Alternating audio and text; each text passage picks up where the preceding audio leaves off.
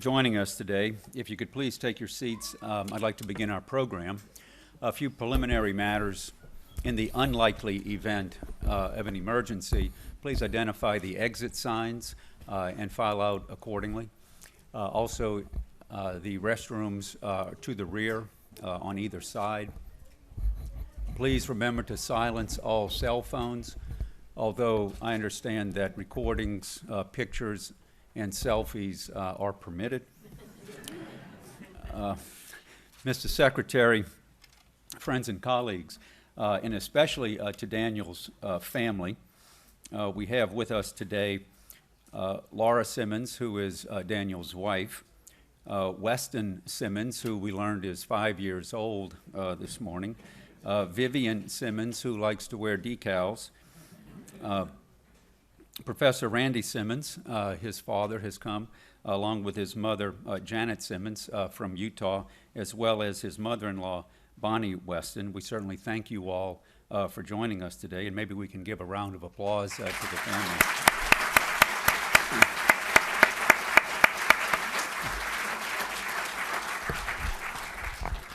So we're gathered here today to honor our friend and esteemed colleague, Daniel Simmons, as he is sworn in as Assistant Secretary for Energy Efficiency and Renewable Energy's office.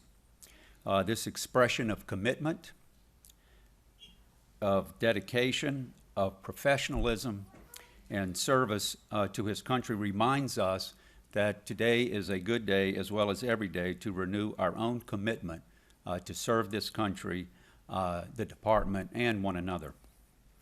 Daniel, this ceremony has been a long time coming. As smart as our scientists are in their ability to develop algorithms and modeling to predict human behavior, we have been unable to develop such modeling that can predict the action of the U.S. Senate when it comes time to confirmations. But you have endured these months between nomination and confirmation with constant cheerfulness and unshakable confidence, with incredible professionalism and unwavering commitment to serve. You're joining EERE at a critical time, and we could not be happier that you will be leading such an essential part of our applied energy team. Leading EERE, bringing your vision to fruition in support of a strong and prosperous America powered by clean, affordable, and secure, and with respect to Professor Simmons, with sound economic reasoning supporting those government decisions, will be met with the support of all of us here at the department. Your commitment and vision, and with your experience and background, are what we need at the helm of EERE today. For those of you in the audience, Dan, before joining the Department of Energy, served as Vice President for Policy at the Institute for Energy Research, where Dan promoted affordable energy for all Americans. And prior to that, he was Director of the National Resources Task Force at the American Legislative Exchange Council. He was a research fellow at the Mercatus Center, and as a member of the professional staff for the House Committee on Resources, he looked at many of the issues that are facing the department in our country today. He has been educated across our country. He earned degrees at both Utah State out west, and he has come east, where he obtained his law degree from George Mason University. So let us begin our program with the national anthem and an invocation, and then we will hear from the Secretary and the honoree. I would like to introduce Christina Caggiano-Kelly. Christina is with the Congressional Chorus. The Congressional Chorus is dedicated to fostering American music. It is made up of former congressional staff as well as others throughout the tri-state area. They have been a partner with ours at these events, and we thank them very much for their support. Christina, if you would please come up, and will everyone please rise for the singing of our national anthem.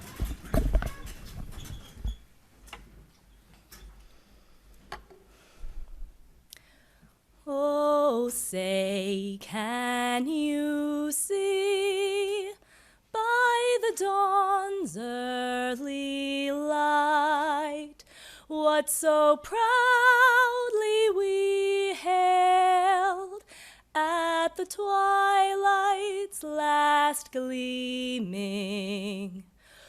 whose broad stripes and bright stars through the perilous fight o'er the ramparts we watched were so gallantly streaming, and the rocket's red glare, the bombs bursting in air, gave proof through the night that our flag was still there.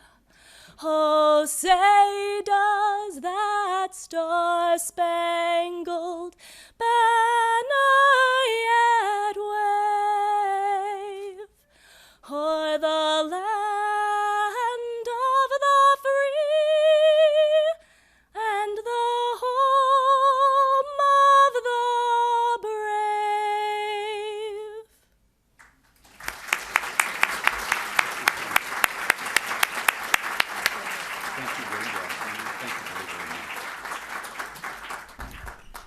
Thank you very much, Christina. I would now like to welcome Mr. Rizwan Shah, affectionately known as Riz, who is our organizational culture advisor here at DOE, a veteran, a scholar. We know him as a colleague and a friend. Riz, please come up and deliver the invocation. Please stand. If it pleases you, bow your heads. Most generous God, we are thankful for our principles and the diverse people of this great nation.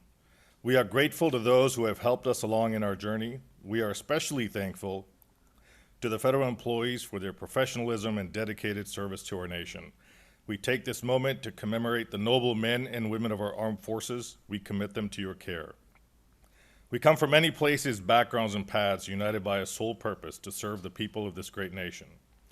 As Daniel R. Simmons assumes his new responsibility, Assistant Secretary in the Office of Energy Efficiency and Renewable Energy, let us remember the oath we took to support and defend the Constitution. As he takes the good book and solemnly swears to preserve, protect, and defend the Constitution, give him the wisdom and integrity to promote affordable and reliable energy to enhance America's economic growth in energy security. May he carry the mantle of leadership with complete honor, courage, and humility. May he always inspire in others dedication to service, wisdom, compassion, and the will to support our nation and to maintain solidarity with the Constitution. May those that serve our nation never forget a simple soldier's prayer, let me not fail them. Amen.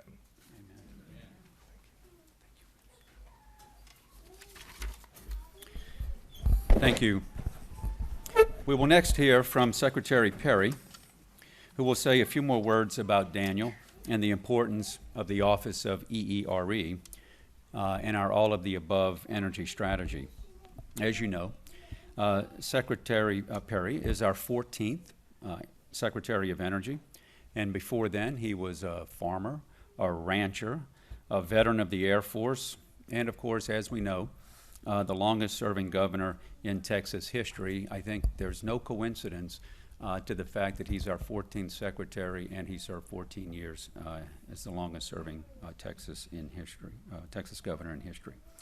This past fall, Secretary Perry completed his pledge to visit all 17 of our national labs, and he continues to be a champion and an advocate for all of us.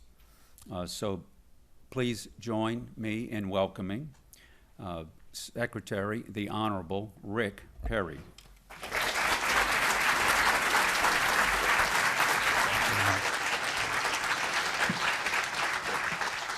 Mark, thank you very much. I was just sitting here thinking about what a fortunate guy I am to get to work with people like you in this audience, Riz.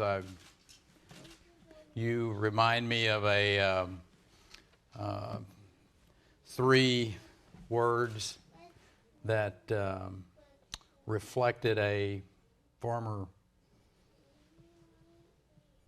governor of Texas, and the president of the beloved Texas A&M University, I might add.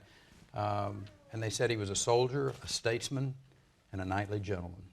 So thank you for brightening our day. Christina, Gladys Knight ain't got nothing on you.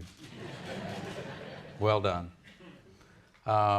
This is the kind of talent that we get to work with, that I get the privilege to be able to work with on a regular basis, and I never, I've never ceased to be amazed at how talented you all are, both individually and collectively. And as Mark shared with you, no more interesting time have I had as the Secretary of Energy than Paul going to those 17 national labs that you oversee. So thank you all for making my life most interesting. And it's a privilege to be here, Dan, to partake in this moment with you and your family, to our new Assistant Secretary for Energy Efficiency and Renewable Energy. We've been looking forward for this for some time. You made your statement about our friends up on the Hill, and there is a very real reason they call it the most deliberative body in the world. Generally, they get it right. In this case, certainly they did. It just takes a little longer.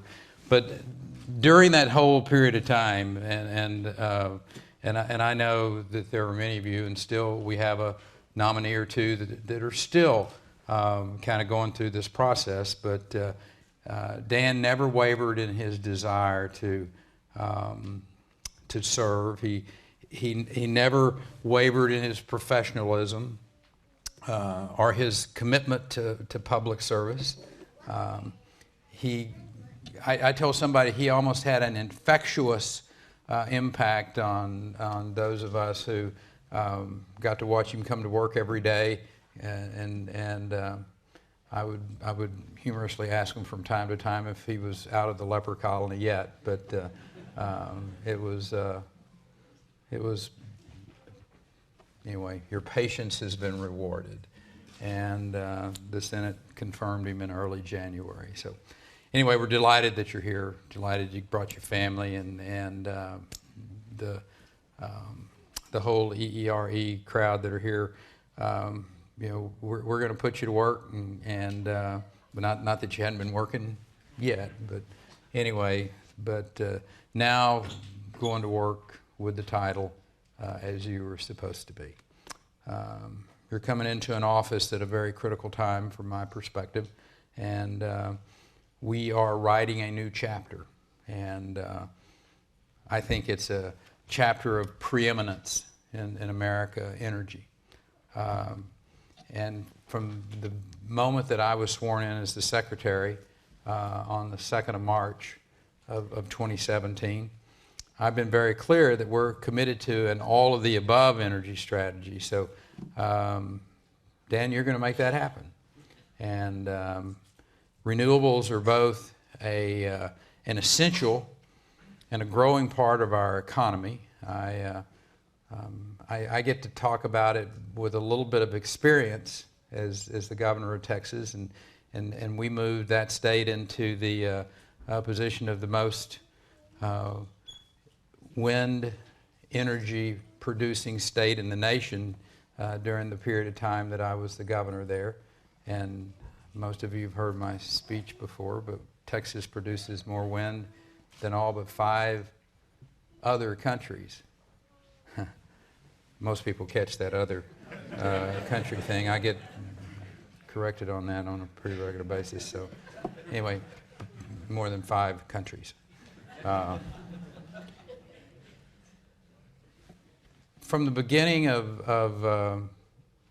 2016 through 2018, the other renewable, as I refer to, solar in that sense. That generation has increased by 76% in this country. I mean, there's just this great progress, this great story that's going on about, you heard the President of the United States last night talk about what's happening in the wind side in particular of this country. And wind generation increased by 12% just between 2016 and 2017.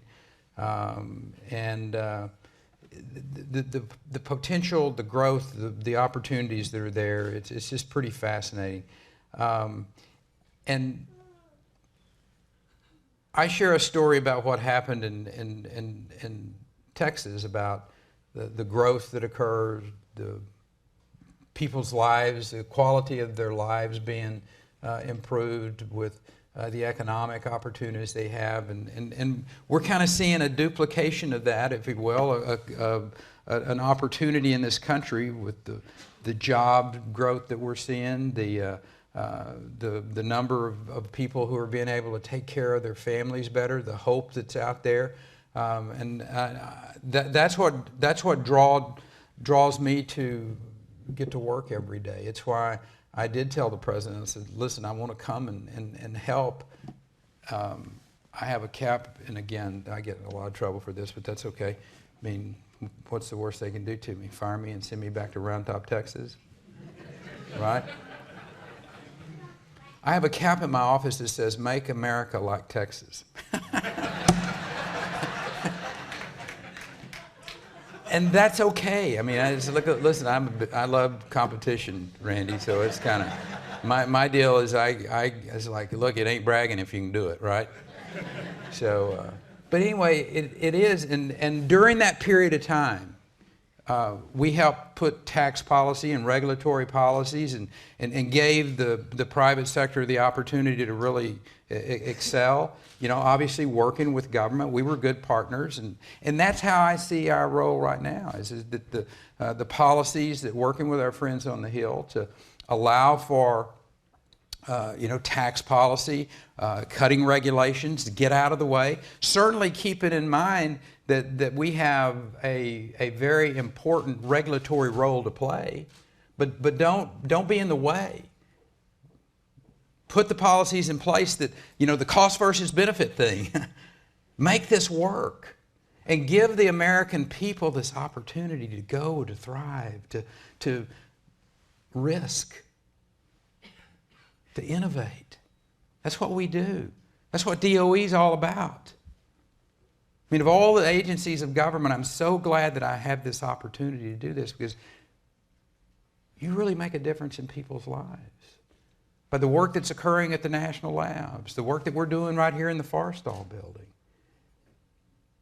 Because we put those policies into place, and Texans in this case, back through the 2000s, they responded by risking their capital. They moved to that state because it's kind of like, I want to be in a place where I can go risk and have a consequence, a good consequence for me and my family. And they created more jobs than any other state in the nation. We're seeing that happen in America today. I mean, all of those jobs that are being created, the wealth that's being created, the people's lives who have been, I mean, when you start talking about more people in the workforce in history, more African Americans, more Hispanics working than ever before, lowest unemployment rates in those areas. I mean, that's a good story. That's a powerful story. That's the American story. And that's what we're about. And all of that growth that was going on out there. We added 7 million people to the Texas economy during that decade plus. You know what, Riz, 7 million people added to the Texas population rolls mean? It means a lot of pickup trucks, right? Everybody went out and bought a pickup truck. No, seriously, I mean, what it tells the conventional wisdom is, well, you did a really good job of creating this environment where people go risk their capital and what have you, but you really had to mess up the environment. Because, I mean, seriously, you brought all that many people in there, all those manufacturing jobs, all of this stuff that's going on that have emissions. and the non-point source emissions that come from all of that. So you had to have a negative impact on your environment. That would be what maybe some conventional wisdom expert would say, but here's what really happened. SO2, sulfur dioxide, levels down by over 60%. Nitrogen oxide levels down by over 50%. The total carbon footprint in that state, the 12th largest economy in the world, down by almost 20%. And it happened, Christina, because we were putting policies into place that were incentivizing people to get rid of old, inefficient engines. We were having this incredible expansion of the wind energy side of it. We were moving away from older, inefficient power plants to cleaner burning natural gas. That's what's happening in America today. And it's happening in America today because of men and women like you. Innovators, technicians, policymakers that are committed to the future of this country. And in turn, the future of the world, because what we do in America is going to have an impact around the world. 33 countries are now recipients of American liquefied natural gas. I mean, 2 years ago, Ms. Weston, I think there were 19 countries. 19 countries. In a 2-year period of time, we've gone to 33 countries now. I mean, this is powerful impact. When you think about moving older, inefficient, dirty burning plants out of the environment and replacing them with clean burning natural gas, we're making a real impact on the world. And Dan, what you're going to be doing in ERE, whether it's on the renewable side or whether it's in maybe something that we don't even know about yet. I mean, that's got to be incredibly exciting from my perspective. The battery technology that you're working on. I mean, just last month you were able to do the lithium-ion battery recycling program. We've got the prize that we're going to be given for again, the lithium battery and the battery storage side of it. I mean, this is an exciting time to be involved in the energy sector and all of the fascinating things. There's a new supercomputer out at Nettle called Eagle. And I suppose it's the fastest supercomputer in the world that is dedicated to advances in energy efficiency and renewable energy. That's what DOE is all about. I gave a speech this morning to an industry group, and I told them, I said, you may think DOE stands for the Department of Energy, but DOE actually stands for the Department of Everything. I mean, we are so involved in so many different things. Such an exciting and incredible place to get to work. Dan, again, I want to say thank you for putting your hand up and saying, here am I, send me. You're going to be driving some really important policies as we go forward here. Energy storage, energy integration, energy affordability. And you're getting to come work with some of the finest men and women in the enterprise of government. And in turn, I think some of the finest men and women in the country. This is a team effort. You have our support. You've also got the love and support of a really fine family, the least of which is not your pop, Randy, and who is a very distinguished energy scholar in his own right. And Mr. Simmons, I know that you are feeling a full heart at the moment. You did, Miss Simmons, you did a good job raising your boy. So, yes, ma'am. Anyway, so listen, thank you all for coming out here and being with us, and thanks for the patience. Listen to me go on and talk about Texas. I know y'all get a belly full of that from time to time, but it is instructive. So, anyway. Dan, thank you for your, number one, your patience in this process to get you here today, your professionalism, your cheerfulness, and we're going to enjoy working together going forward and continue to write this new chapter in American history. So if, Dan, I would invite you and the family up, whoever you want to come up here with you, and I know Laura's going to come and hold the Bible, and what'll it be, Weston? You want to be up here, buddy? No. I don't blame you. Do I have your Bible? Great. Perfect. There's that. Okay. Now, yeah, Viv, you stay up here with us, baby. We need you. Great. That's perfect. And I'll just get you to kind of put that left hand as close to that as you can get, and that there. That's good. You got it. Okay, Can we you got shoot it. from over here? Oh, okay. Here you go, Mom. You got that, it? That might make it a little easier. There we got it? Okay. And just state your name after I say aye. You know that. I Daniel Simmons, do solemnly swear do solemnly swear that I will support and defend the Constitution of the United States that I will support and defend the Constitution of the United States against all enemies, foreign and domestic, against all enemies, foreign and domestic, that I will bear true faith and allegiance to the same, that I will bear true faith and allegiance to the same, that I take this obligation freely, that I take this obligation freely, without any mental reservation or purpose of evasion, without any mental reservation or purpose of evasion, that I will well and faithfully discharge the duties that I will well and faithfully discharge the duties of the office of which I am about to enter. of the office of which I am about to enter. So help me God. So help me God. Welcome aboard. Thank you, Again. sir.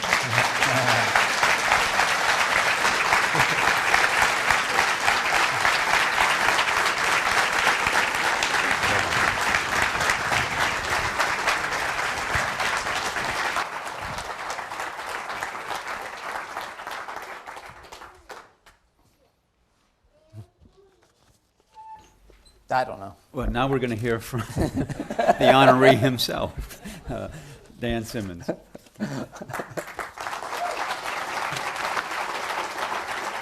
Well, thank you, Mr. Secretary, for taking the time to be here today. I am grateful to the Secret Service that took extra good care of the Secretary last night. Thank you, Undersecretary Menzies, Undersecretary DeBar, the Deputy Secretary. Obviously, I'm grateful to the President for nominating me, and I'm grateful for the Senate for confirming me. It was a little bit of a long process, but it was very helpful. But I cannot go any further because I almost totally screwed up. I am more thankful than all of that. I am thankful to my wife, Laura, for what she goes through to take care of our kids when I spend a decent amount of time on the road or I work longer hours. I am very grateful for her sacrifice for me and for the opportunity to do this job, and we have some flowers for her. So.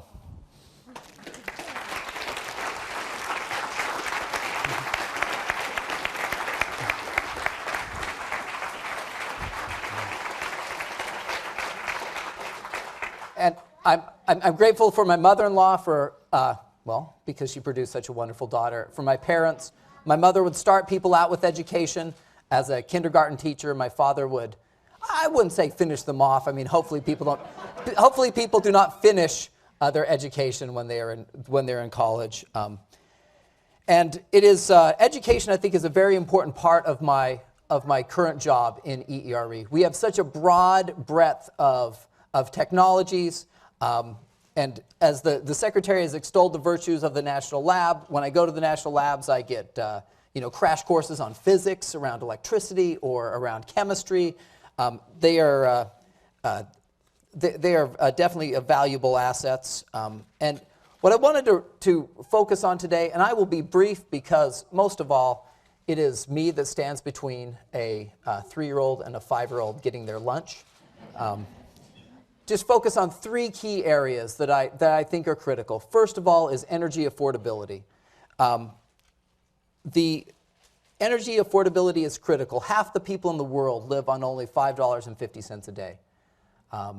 That is a tiny amount of money that they subsist on, and the energy is one of the largest amounts of those expenditures. And we see this in the United States as well, where I thought I had a great quote from EIA.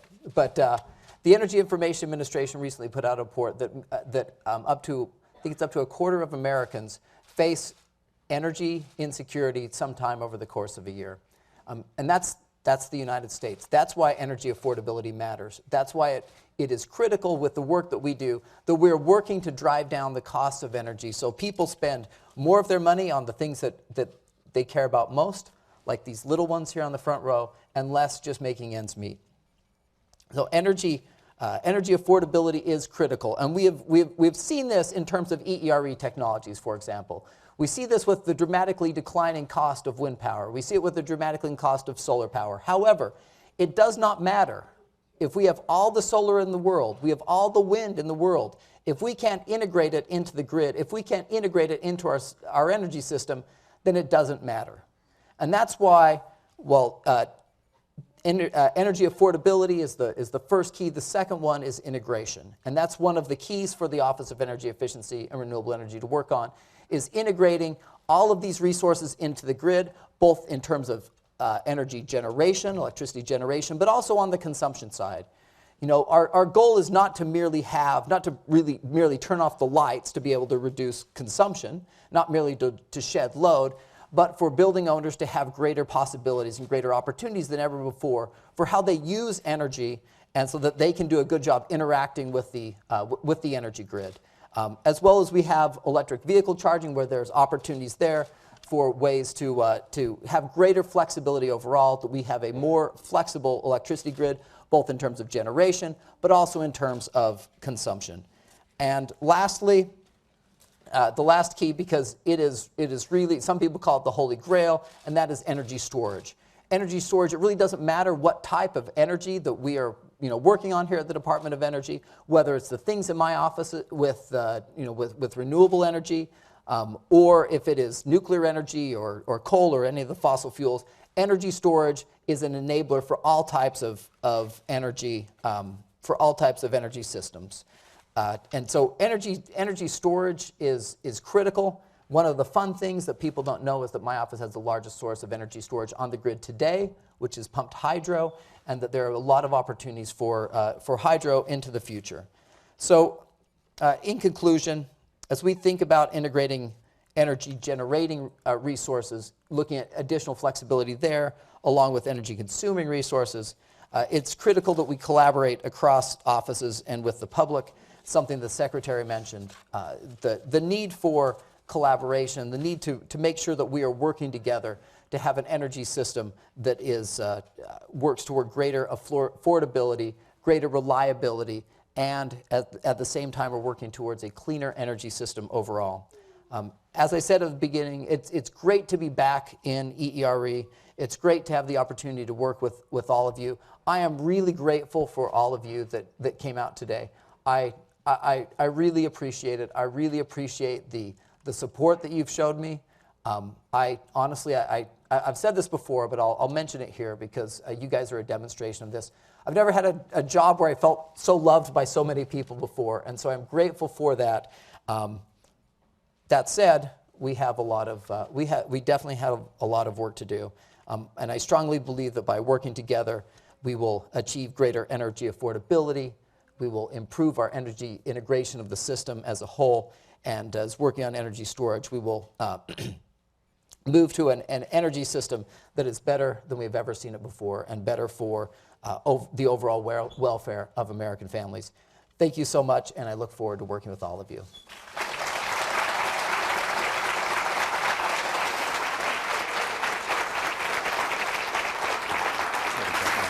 Thank you.